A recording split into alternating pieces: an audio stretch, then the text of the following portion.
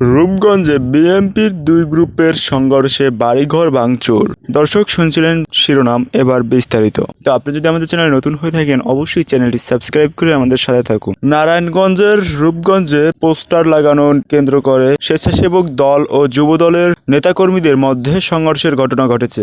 এ সময় কয়েকজন নেতাকর্মীদের বাড়িঘরে ভাঙচুর ও লুটপাট করা হয়েছে। শুক্রবার 6 সেপ্টেম্বর রাতে উপজেলার কায়েতপাড়া ইউনিয়নের ইসাখালী এলাকায় এই ঘটনা ঘটে।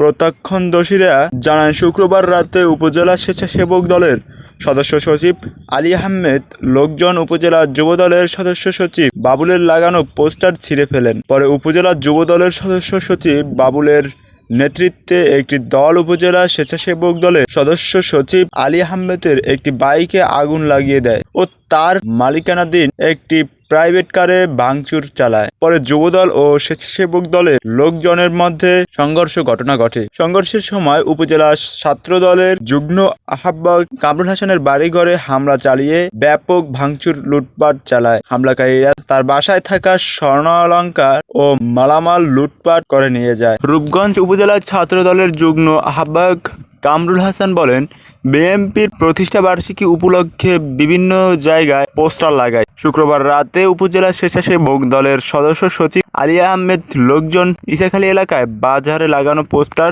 ছিঁড়ে ফেলেন। এতে প্রতিবাদ জানালে তারা আমার বাড়িঘরে হামলা ভাঙচুর লুটপাট চালায়।